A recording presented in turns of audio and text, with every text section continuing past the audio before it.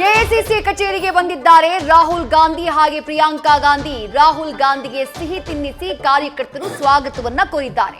ರಾಹುಲ್ ಗಾಂಧಿ ಅವರಿಗೆ ಹೂಮಳೆಯನ್ನ ಸುರಿಸಿದ್ದಾರೆ ಕಾಂಗ್ರೆಸ್ನ ಕಾರ್ಯಕರ್ತರು. ಯಾಕಂದ್ರೆ ರಾಯ್ಬರೇಲಿಯಲ್ಲಿ 2,30,000 ಮತಗಳ ಅಂತರದಿಂದ ಭರ್ಜರಿ ಗೆಲುವನ್ನ ದಾಖಲು ಮಾಡಿದ್ದಾರೆ ರಾಹುಲ್ ಗಾಂಧಿ.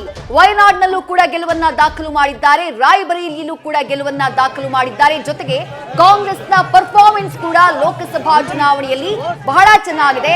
ಇಂಡಿಯಾ ಮೈತ್ರಿಕೂಟದ ಪರ್ಫಾರ್ಮೆನ್ಸ್ ಕೂಡ ಚೆನ್ನಾಗಿದೆ. 224 ಕ್ಷೇತ್ರಗಳಲ್ಲಿ ಸದ್ಯ ಮುನ್ನಡೆಯಲ್ಲಿ ಇರೋದು ಇಂಡಿಯಾ ಮೈತ್ರಿಕೂಟ. ಹೀಗಾಗಿ ಕಾಂಗ್ರೆಸ್ನ ಕಚೇರಿಗೆ ಆಗಮಿಸ್ತಾ ಇದ್ದ ಹಾಗೆ ಕಾಂಗ್ರೆಸ್ನ ಕಾರ್ಯಕರ್ತರು ರಾಹುಲ್ ಗಾಂಧಿ ಅವರನ್ನ ಹೂಮಳೆ ಸುರಿಸಿ ಬರಮಾಡಿಕೊಂಡಿದ್ದಾರೆ. ಪ್ರಿಯಾಂಕಾ ಗಾಂಧಿ ಅವರಿಗೂ ಕೂಡ ಅದ್ದೂರಿ ಸ್ವಾಗತ ಪಕ್ಷದ ಕಾರ್ಯಕರ್ತರಿಂದ.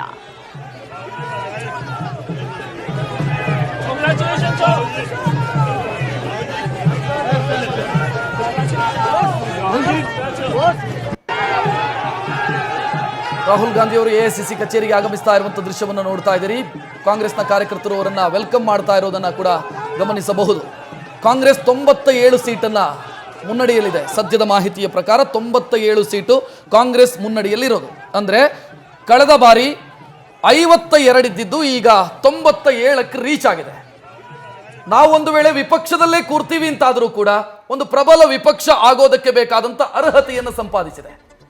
14 ಮತ್ತು 19ರಲ್ಲಿ ಏನಾಗಿತ್ತು ಕಾಂಗ್ರೆಸ್ನ ಪರಿಸ್ಥಿತಿ ಅಂತಂದ್ರೆ 10% ಇರಬೇಕು ಅಧಿಕೃತ ವಿಪಕ್ಷ ಅಂತ ಕನ್ಸಿಡರ್ ಆಗಬೇಕು ಅಂತಾದ್ರೆ 54 ಸೀಟು ಅದು ಕೂಡ ಪಡ್ಕೊಳ್ಳೋದಕ್ಕಾಗಿರ್ಲಿಲ್ಲ. ಅದರ ಪರಿಣಾಮ ಕಾಂಗ್ರೆಸ್ನ ಪರಿಸ್ಥಿತಿ ಒಂದು ಅಧಿಕೃತ ವಿಪಕ್ಷ ಸ್ಥಾನಮಾನವೂ ಕೂಡ ಸಿಗದಂತ ಸ್ಥಿತಿ ಇತ್ತು. ಈಗ ಸುಮ್ಮನೆ ಕೂತರೂ ಕೂಡ ಅಧಿಕೃತ ವಿಪಕ್ಷ ಸ್ಥಾನಮಾನ ಸಿಗುತ್ತೆ. ಪ್ರಯತ್ನ ಮಾಡಿದ್ರೆ ಅಧಿಕಾರ ದಕ್ಕಬಹುದು, ಗೊತ್ತಿಲ್ಲ, ಪ್ರಯತ್ನ ಮಾಡಿದ್ರೆ ಅಧಿಕಾರ ಸಿಗಬಹುದು. ಆದ್ರೆ ಸುಮ್ಮನೆ ಕೂತ್ರು ಪ್ರಬಲ ವಿಪಕ್ಷವಾಗೋದಕ್ಕೆ ಎಲ್ಲಾ ರೀತಿಯ ಅವಕಾಶಗಳಿದ್ದಾವೆ. ಸೊ ಆ ಕಾರಣಕ್ಕಾಗಿ ರಾಹುಲ್ ಗಾಂಧಿ ಅವರು ಗೆದ್ದಿದ್ದಾರೆ ಈ ವಿಚಾರದಲ್ಲಿ.